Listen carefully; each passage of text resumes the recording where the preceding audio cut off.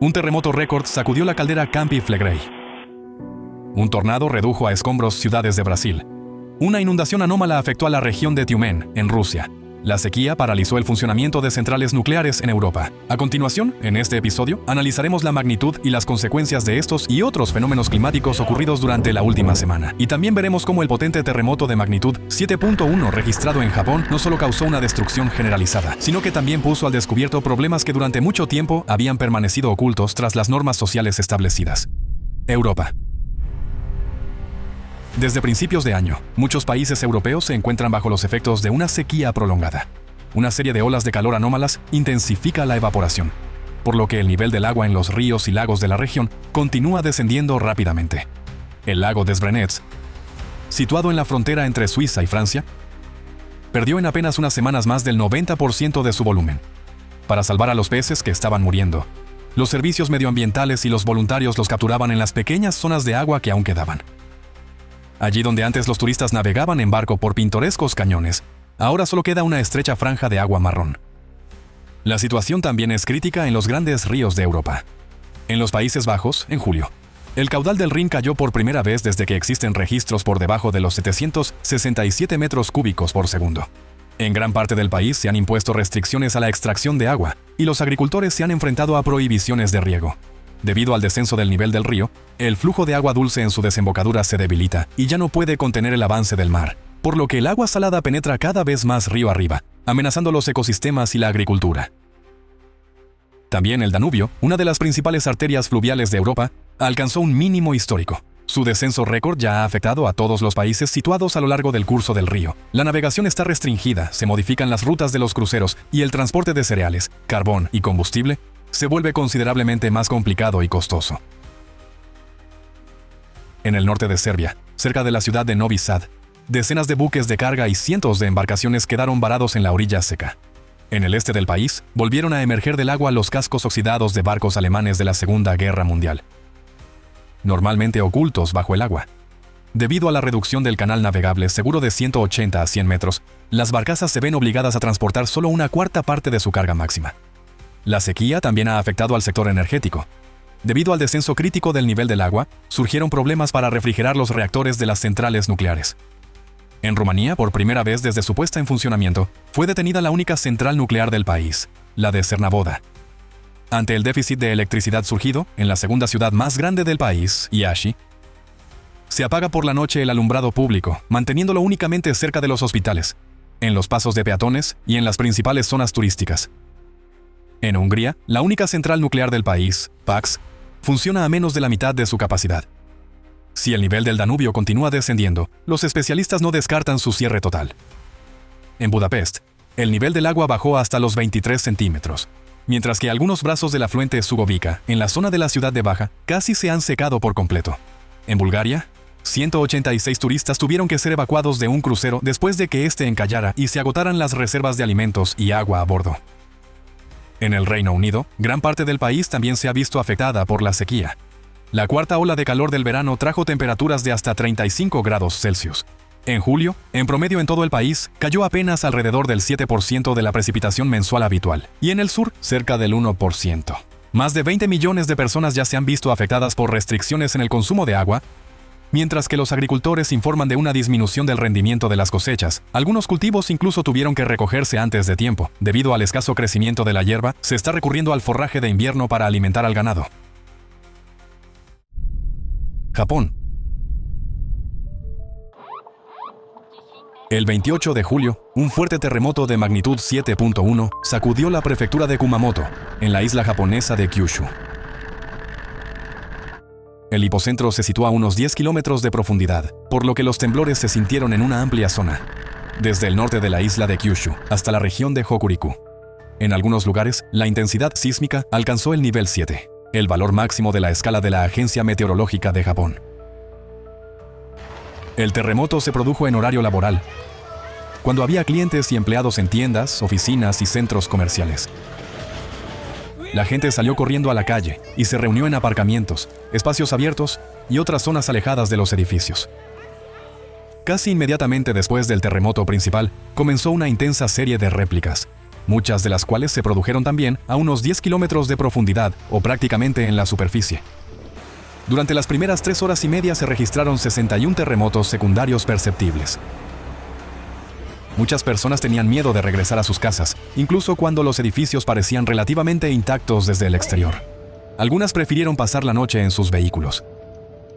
En Kumamoto se habilitó un centro especial de evacuación para extranjeros, donde se ofrecía información sobre el terremoto, las réplicas y las normas de actuación en 4 idiomas. Hasta la tarde del 2 de agosto, casi 8.500 personas seguían alojadas en 206 centros de evacuación, abiertos en 21 ciudades y localidades. Otro desafío para los residentes fue el intenso calor, que ya se había registrado en los días previos y continuó después del terremoto. En la ciudad de Kumamoto, desde el 28 de julio y hasta finales de mes, la temperatura diurna superó los 35 grados Celsius, mientras que por la noche el aire solo descendía hasta los 26 a 28 grados, por lo que la población prácticamente no tenía ningún respiro del calor. Una de las posibles víctimas indirectas del terremoto fue una mujer de más de 70 años que, tras la evacuación, pasó la noche en un automóvil y, al parecer, murió a causa de un golpe de calor. Uno de los episodios más trágicos fue la explosión ocurrida en el centro comercial Ion Mall Kumamoto, en la localidad de Kashima. Una empleada de 22 años, que trabajaba en una tienda de la segunda planta, logró salir al exterior y se encontraba en el aparcamiento.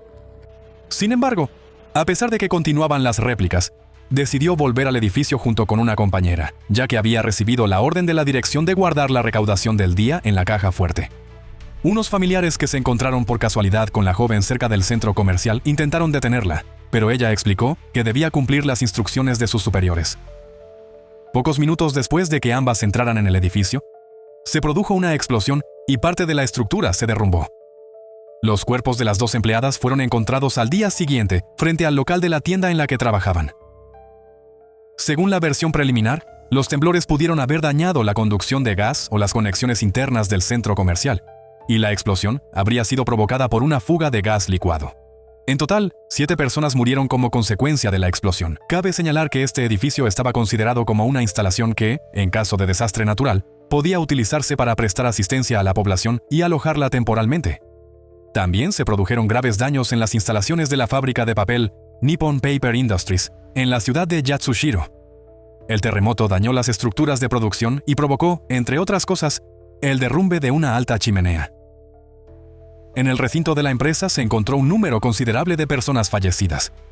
Para la mañana del 2 de agosto, en la prefectura de Kumamoto, se habían confirmado al menos 36 fallecidos. Como consecuencia del terremoto, más de 4.200 edificios residenciales sufrieron daños y 181 quedaron completamente destruidos. Las redes de servicios públicos también resultaron gravemente afectadas. Más de 46.500 viviendas de 5 municipios se quedaron sin suministro centralizado de agua. La población tenía que abastecerse de agua potable en puntos especiales de distribución. En Yatsushiro, debido a los daños en las tuberías de gas, el suministro fue interrumpido para unos 9.000 usuarios. El terremoto dañó carreteras y dificultó el trabajo de los servicios de emergencia. Además, en 8 tramos de la prefectura se impuso una prohibición total de circulación. Las consecuencias también afectaron a la infraestructura costera. Se detectaron daños en casi un tercio de los puertos pesqueros de Kumamoto. Resultaron afectados los rompeolas, las instalaciones de atraque, las vías de acceso y las infraestructuras utilizadas para el cultivo de algas nori. Parte de los daños se encontraba bajo el agua o en lugares de difícil acceso, por lo que aún queda por evaluar la magnitud definitiva de las pérdidas.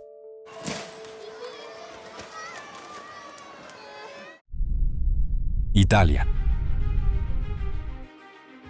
El 31 de julio, en la zona de la caldera del supervolcán Campi Flegrei, se produjo el terremoto más fuerte desde el inicio de las observaciones instrumentales continuas en la región.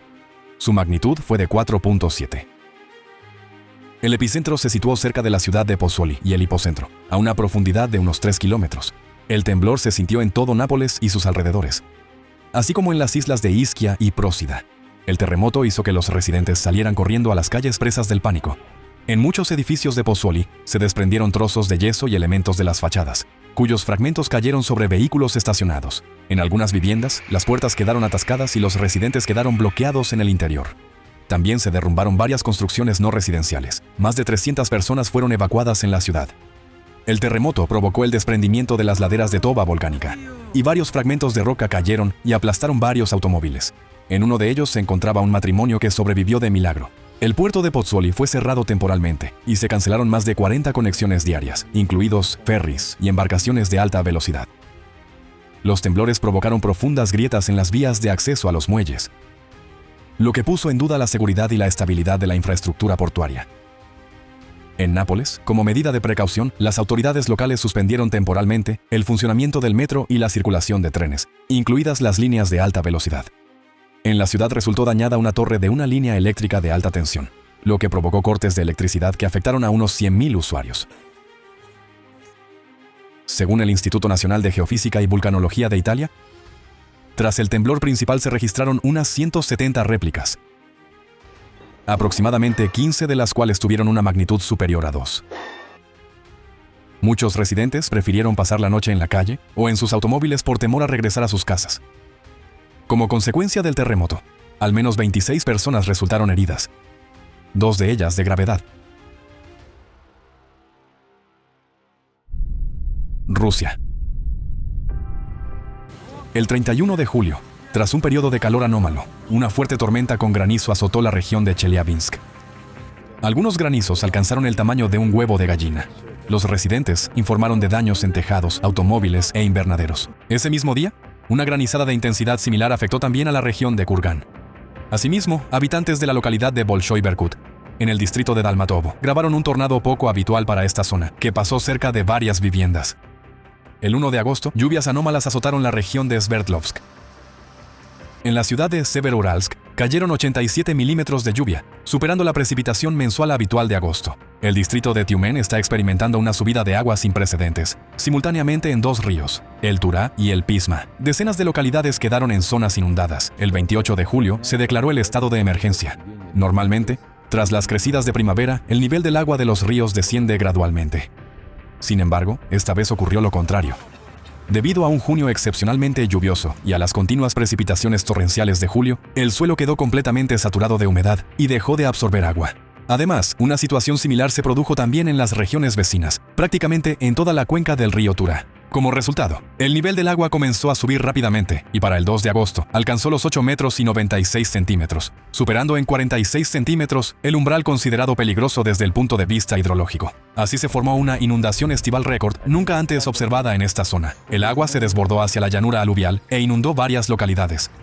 Las lluvias anómalas y las inundaciones en la región de Tiumen también provocaron un fuerte deterioro de la calidad del agua que llega al sistema de abastecimiento de la ciudad de Tiumen desde el río Turá. Los residentes se quejaban del olor desagradable y del color del agua, lo que hacía imposible ducharse con normalidad, lavar los platos o hacer la colada. La empresa Rosvodokanal Tiumen declaró que nunca antes, en toda la historia de funcionamiento de sus instalaciones de tratamiento de agua, se había enfrentado a un nivel de contaminación semejante. En toda la ciudad se percibía un fuerte olor a peces muertos, no solo cerca de las orillas del Turá, sino también en zonas alejadas. Según un hidrólogo, el río necesitará meses para limpiarse de los fertilizantes arrastrados desde los campos, así como de residuos y vertidos de fosas sépticas procedentes de zonas urbanas, transportados por las corrientes de agua. Según su estimación, el Turá solo podrá recuperarse por completo después del invierno y de la siguiente crecida primaveral, que arrastrará los restos de sustancias contaminantes.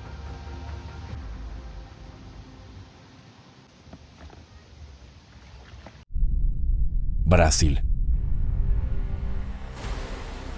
Durante la primera mitad de la semana, lluvias torrenciales, granizo, fuertes vientos, inundaciones repentinas y deslizamientos de tierra afectaron al menos a 128 municipios de todo el estado de Rio Grande do Sul.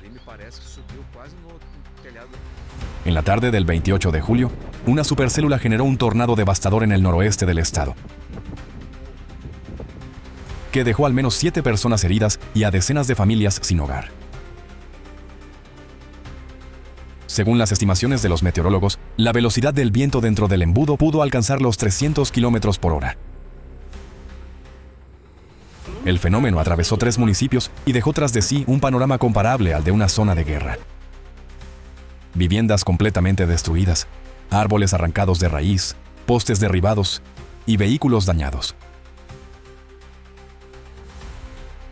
En la zona de Rincão dos Ribeiros, en el municipio de Jiuá, el tornado destruyó varias viviendas. Los bomberos rescataron a personas de entre los escombros y 4 personas resultaron heridas. El tornado provocó cortes generalizados de electricidad y bloqueó carreteras con escombros y árboles caídos. Cabe señalar que, según las estadísticas, desde principios de 2026 hasta julio inclusive, se registraron en Brasil 81 tornados.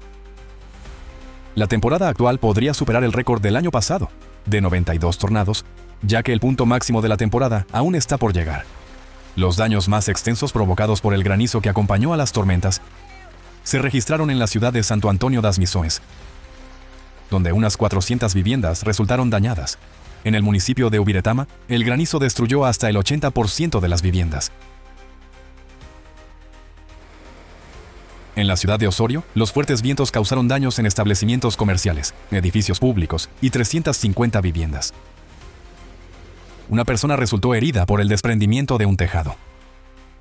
Los desbordamientos de los ríos Jacuí y Taquari provocaron el aislamiento de varias localidades, así como la destrucción de puentes y carreteras. Ya al día siguiente, el 29 de julio, un potente frente frío alcanzó los estados del sureste, trayendo consigo destructivas ráfagas de viento de hasta casi 125 kilómetros por hora. La tormenta estuvo precedida por un intenso calor. En la ciudad de Río de Janeiro, la temperatura alcanzó los 35,8 grados Celsius, y en la ciudad de Santos, en el estado de São Paulo, los 35,2 grados. En el aeropuerto de Congonhas, en São Paulo, se cancelaron numerosos vuelos.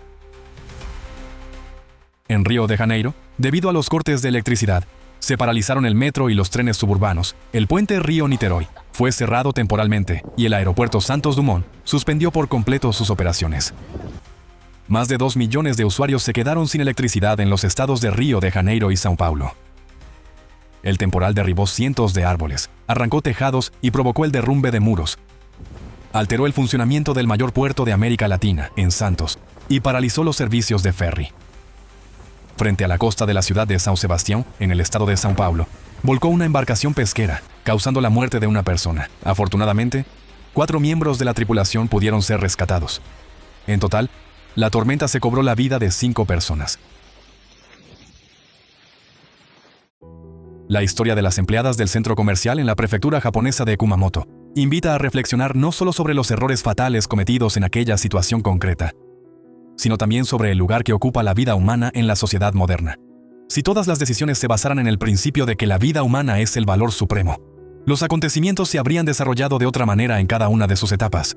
A la dirección ni siquiera se le habría ocurrido enviar a las empleadas a un edificio potencialmente peligroso para poner a salvo la recaudación. Las propias jóvenes tampoco se habrían sentido obligadas a arriesgar la vida por deber profesional o por miedo a perder su trabajo, y los servicios responsables habrían garantizado un control estricto y no habrían permitido que las personas regresaran a un edificio cuyo estado, tras el terremoto, podía representar una amenaza. En esta situación, únicamente los familiares de la joven actuaron con sensatez al intentar detenerla.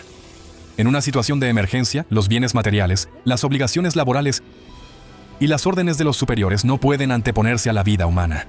Ante la más mínima amenaza, es necesario rechazar cualquier acción que pueda poner en riesgo a una persona, independientemente de quién exija que se lleve a cabo.